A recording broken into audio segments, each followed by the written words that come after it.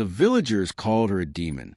To some, she was a nightmare wrapped in flesh. To others, a curse sent by the gods to remind them of their mortality.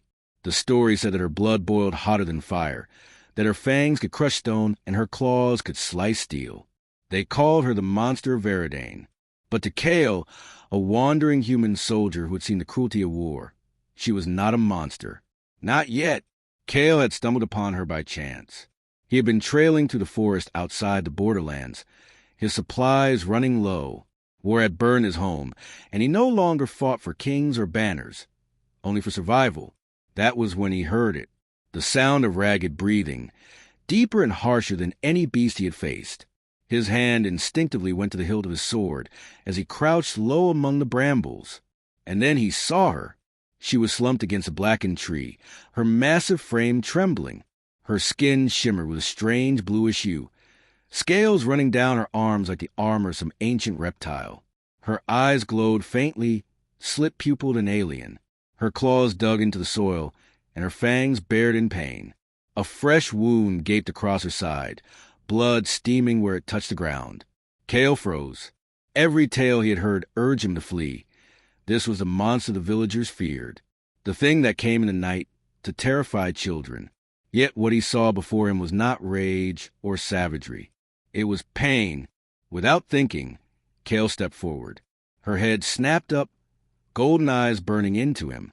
A guttural growl ripped through the clearing. "Human," she rasped, her voice a mix of thunder and sorrow. "Leave, before I tear you apart."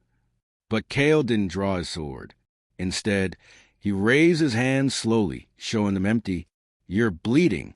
That wound will fester if you don't close it." The creature snarled, pressing back against the tree, defensive. "Do you mock me? You fear me as all do." Kale shook his head. "I fear dying without meaning more." And then he knelt, pulling the cloth from his satchel, dipping it in water.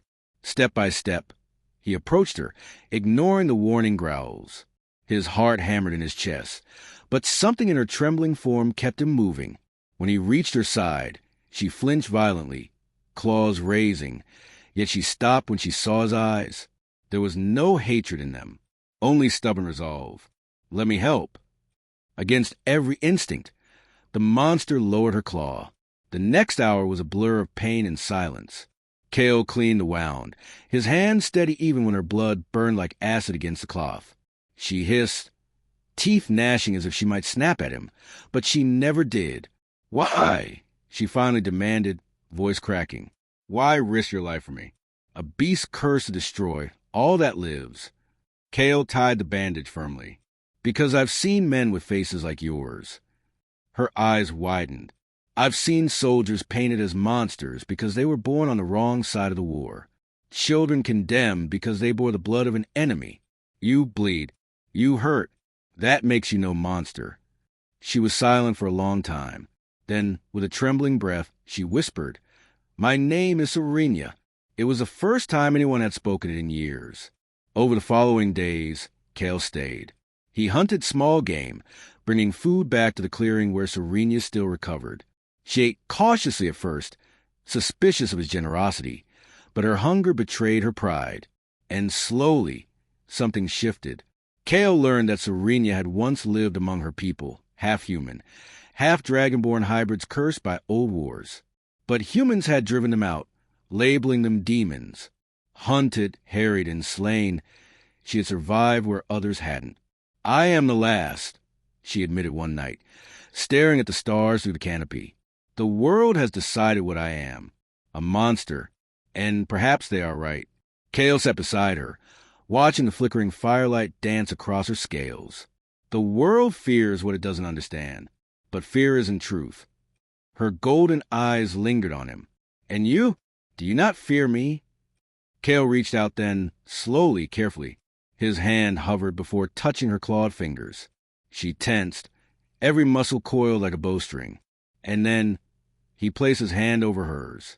Her scales were rough, edged, but warm, alive. "No," he whispered, "I don't fear you." Her breath caught. No human had ever dared touch her without a weapon in hand. For the first time, she did not feel like a monster. The peace did not last. The villagers eventually tracked Kale's movements. They came with torches, spears, and shouts of righteous fury. The monster of Veridane had been sighted, they cried, and the human consorting with her must be mad or cursed. Serenya wanted to flee, but Kale stood his ground. If you run, they'll never stop hunting you. Let me speak. But when he stepped forward, the crowd jeered. She has bewitched you. She'll devour us all. Stand aside, soldier. Kale's voice rose over chaos. Look at her. She bleeds. She suffers. She lives as we do. Is that what you call a monster? The mob hesitated, but fear is not easily broken. Spears leveled, torches raised. And then one young man lunged, straight at Serenya. Her instincts exploded. With a roar that shook the ground, she unleashed her claws, swiping the spear aside. The villagers screamed, retreating in terror. Kale rushed between them, arms outstretched. Stop. She doesn't want this. But the villagers fled, their fear doubled. And as the clearing grew silent once more, Serenya's chest heaved with ragged breaths. She looked at her hands, as though they were dripping with sin. You see now, she whispered. They will never see me as anything but a beast. Kale stepped to her side, taking her claw again in both his hands. He didn't flinch, even as her talons pressed against his skin. Then let me be the one who does. That night, Serenya wept not tears of weakness, but of release. For so long she had carried the burden of being hated, feared, hunted. Now, a single human had dared to stand against the world for her. Kale, she murmured, her voice breaking. I do not know what I am anymore, but when you touch me, I do not feel like a monster. He smiled faintly. Then hold on to that. Hold on to us. For the first time in years, Serenya allowed herself to hope, not for acceptance by the world. It was too poisoned by fear, but for the acceptance of one human who saw her not as a curse, but as Serenya. The villagers never returned. Some claimed the monster had been banished. Others whispered that she had claimed a wandering soldier for her prey. None dared enter the forest again. But in the hidden glades where firelight flickered against scales and steel, a bond had been forged. The world feared her. But one human saw beyond the monster, touched her hand, and reminded her she was more than fear. And for Serenya, that was enough.